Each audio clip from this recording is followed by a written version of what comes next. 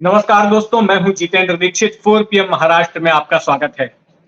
महाराष्ट्र की राजनीति के लिए आज एक बड़ा दिन था।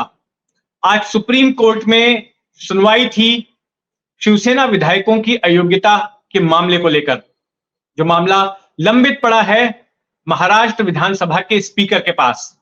और आज स्पीकर की ओर से सुप्रीम कोर्ट को वो शेड्यूल पेश करना था कि कब तक इस मामले में वो अपना फैसला सुना पाएंगे। लेकिन कोर्ट ने आज ये साफ कर दिया कि वो जो तरीका अपना रहे थे, जो सिलसिला अब तक चल रहा था, तारीख पर तारीख पर तारीख, वो अब नहीं चलेगा। और सीधे सीधे उन्होंने महाराष्ट्र सरकार के स्पीकर को निर्देश दिया कि आप 2 महीने के भीतर, यानी कि 31 दिसंबर तक इस बात का फैसला कीजिए कि आप एकनाथ शिंदे और उनके साथ कुल मिला के जो 16 विधायक हैं, उनकी अयोग्यता की याचिका पर क्या फैसला लेने वाले हैं। इसी के साथ साथ एनसीपी विधायकों को लेकर भी स्पीकर के सामने मामला लंबित पड़ा था। उस सिलसिले में भी सुप्रीम कोर्ट ने स्पष्ट निर्देश दे दिया कि आपको 31 जनवरी तक फैसला लेना है। हालांकि स्पीकर की ओर से 29 फरवरी तक की मांग की गई थी कि हमें 29 फरवरी तक का समय दीजिए, लेकिन वो सुप्रीम कोर्ट ने देने से इनकार कर दिया और कहा कि बस बहुत हो गया है, आपको 29 फरवरी तक का समय नहीं मिलेगा। आप शिवसेना का मामला 31 दिसंबर तक निपटाएंगे और एनसीपी का मामला 31 जनवरी तक निपटाएंगे। दरअसल सुप्रीम कोर्ट लगातार इस पूरे मामले में कड़ा रुख अपनाते आया है। पिछले साल जुलाई में जब बगावत हुई थी, 2022 में जब बगावत हुई और उसके बाद एकनाथ शिंदे शिवसेना से अलग हटकर बीजेपी के साथ हो लिए और उन्होंने जब महाराष्ट्र में सरकार बना ली, उनको मुख्यमंत्री बनाया गया, तो उसके बाद उद्धव गुट की ओर से दल बदल कानून के तहत शिकायत की गई स्पीकर के पास में और कहा गया कि इन्हें अयोग्य घोषित करना चाहिए। दूसरी तरफ से भी शिकायत की गई, लेकिन इस पूरे मामले में स्पीकर कोई फैसला नहीं ले रहे थे। इसके बाद इसी साल मई में जब ये पूरा प्रकरण सुप्रीम कोर्ट के सामने आया, तब मई में भी सुप्रीम कोर्ट ने कहा था कि स्पीकर को जल्द से जल्द इस मामले में फैसला लेना चाहिए।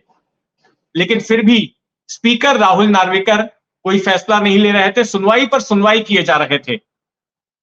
ऐसे में शिवसेना उद्धव ठाकरे गुट की ओर से सुप्रीम कोर्ट का दरवाजा खटखटाया गया था और सुप्रीम कोर्ट ने फटकार लगाई स्पीकर को और कहा कि ये जो तरीका है ये सही नहीं है, आप जिस तरह से डिले कर रहे हैं, आपको हमें एक शेड्यूल बताना होगा। और वो तारीख आज की दी थी, यानी कि 30 अक्टूबर की दी थी कि 30 अक्टूबर की सुनवाई में आपको हमें बताना पड़ेगा कि आप इस पूरे मामले का फैसला कब तक करेंगे। इसके पहले बयानबाजी भी हो रही थी स्पीकर की तरफ से। वो ये कहने लग गए कि संविधान ने स्पीकर को भी अधिकार दिए हैं और स्पीकर जो है किसी के सामने बाध्य नहीं है, वो खुद फैसला ले सकता है। तो इस पर कानूनी जानकारों ने कहा कि देखिए, जब स्पीकर एक जज की भूमिका में आ जाता है, ट्रिब्यूनल की भूमिका में आता है, तो ऐसे में उसे सुप्रीम कोर्ट का आदेश मानने के लिए बाध्य होना पड़ता है। तब वो पावर की पैरिटी के बारे में नहीं कह सकता कि उसके अधिकार भी सुप्रीम कोर्ट के समकक्ष हैं, ये बात नहीं आ सकती है। और स्पीकर को सुप्रीम कोर्ट का निर्देश, सुप्रीम कोर्ट का आदेश मानना ही पड़ेगा। तो आज जब इस पूरे मामले की सुनवाई हुई, तो फिर राहुल नार्वेकर के जो वकील थे, उन्होंने सुप्रीम कोर्ट के सामने फरियाद की कि हमें 29 फरवरी तक का समय दिया जाना चाहिए। मतलब पहले से ही मामला 1.5 साल होने को आए हैं, उस पर फैसला नहीं लिया गया, उस पर और 29 फरवरी तक का समय मांगा जा रहा था। सुप्रीम कोर्ट ने कहा नथिंग डूइंग। क्या आप तब तक इसको टालते रहने वाले हैं जब तक कि चुनाव की तारीखें ना ऐलान कर दी जाए?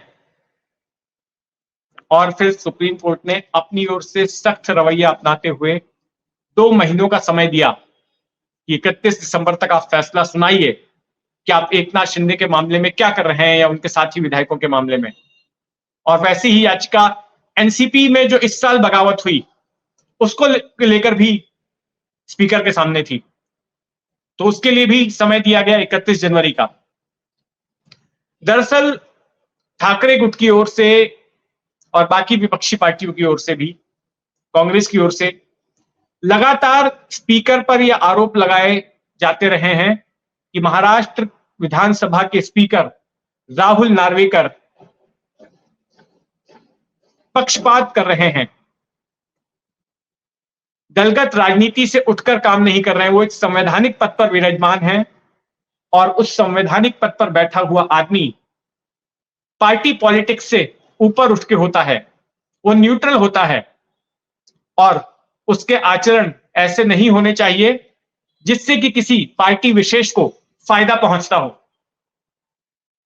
लेकिन राहुल नार्वेकर इस तरह का आचरण नहीं कर रहे थे।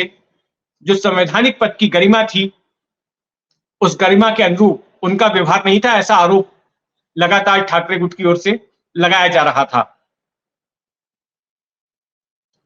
राहुल नार्वेकर बीजेपी के विधायक हैं और इनके पहले नाना पटोले हुआ करते थे, कांग्रेस के नाना पटोले महाराष्ट्र विधानसभा के स्पीकर। उन्होंने इस्तीफा दे दिया था और उसके बाद वो महाराष्ट्र कांग्रेस के प्रमुख बन गए थे और काफी वक्त तक स्पीकर का पद खाली पड़ा था। और जब पिछले साल बीजेपी शिवसेना की सरकार आई, तब राहुल नार्वेकर स्पीकर नियुक्त किए गए। लेकिन जो उनका रवैया रहा, जो उनका व्यवहार रहा, उसने इस बात पर सवाल खड़े कर दिए कि क्या उस संवैधानिक पद की गरिमा को बरकरार रख पा रहे हैं। वैसे अब जब ये तारीख तय हो गई है कि 31 दिसंबर तक स्पीकर को फैसला सुनाना है, तो अब इस बात पर चर्चा गर्म हो गई कि फैसले में अगर वो एकनाथ शिंदे को अयोग्य घोषित करते हैं तो फिर क्या होगा। एकनाथ शिंदे मुख्यमंत्री हैं, तो क्या उनकी मुख्यमंत्री की कुर्सी चली जाएगी। तो ऐसा ही सवाल एक मराठी टीवी चैनल में राज्य के उप मुख्यमंत्री देवेंद्र फडणवीस से पूछा गया कि हाइपोथेटिकली अगर मान लिया जाए कि एकनाथ शिंदे को अयोग्य घोषित किया जाता है तो फिर बीजेपी क्या करेगी। तो फडणवीस का यह कहना था, पहली बात तो ऐसा होगा नहीं। अगर चुनाव आयोग में जो हियरिंग्स हुई हैं उनकी प्रक्रिया को देखा जाए, जिसके तहत एकनाथ शिंदे को असली शिवसेना माना गया था, तो ऐसा होना मुमकिन नहीं लगता है। लेकिन फिर भी हाइपोथेटिकली अगर मान लिया जाए कि एकनाथ शिंदे को स्पीकर अगर अयोग्य घोषित कर देते हैं, तब भी वो मुख्यमंत्री बने रह सकते हैं। और इसके लिए तरीका है कि उनको विधान परिषद का सदस्य बनवा दिया जाए, वहां से चुनाव लड़वा दिया जाए और फिर वो अपना कार्यकाल पूरा कर सकते हैं, जो कि अगले साल अक्टूबर में पूरा होगा। मुख्यमंत्री बनने के लिए या फिर केंद्र में प्रधानमंत्री बनने के लिए जो शख्स उस पद का दावेदार होता है, उसका दोनों में से किसी एक सदन का सदस्य होना जरूरी है। प्रधानमंत्री के लिए यह जरूरी है कि या तो राज्यसभा के सदस्य हों या लोकसभा के, और मुख्यमंत्री के लिए जरूरी है कि वो विधान परिषद के सदस्य हों या फिर विधानसभा के। और कई राज्यों में विधान परिषद नहीं होती है, सिर्फ यूनिकैमरल लेजिस्लेचर होता है, तो वहां पर विधानसभा का सदस्य होना जरूरी है। लेकिन महाराष्ट्र के पास ये सुविधा है कि अगर विधानसभा के सदस्य नहीं बन सकते तो विधान परिषद के बन सकते हैं। उद्धव ठाकरे जब मुख्यमंत्री बने थे तो विधान परिषद के ही सदस्य थे, तो वो विकल्प बीजेपी अपना सकती है। और अगर ऐसा भी नहीं होता है तो मेरे कल के वीडियो में मैंने आपको बताया था कि और क्या क्या विकल्प बीजेपी के सामने हैं। ये प्लान बी है, अगर प्लान बी काम नहीं करता है तो प्लान सी क्या है, डी क्या है और ई क्या है। वो वीडियो आप देखिएगा तो आपको पता चलेगा कि अगर एकनाथ शिंदे अयोग्य घोषित होते हैं तो फिर क्या क्या विकल्प हैं बीजेपी के सामने अपनी सरकार को कायम रखने में। तो इस सिलसिले में अब जो भी हलचल होगी, जो भी गतिविधि होगी 31 दिसंबर तक जो उठापटक होने वाली है, उस पर हमारी नजर बनी रहेगी। आप भी अपनी नजर बनाए रखें 4 PM महाराष्ट्र पर। धन्यवाद।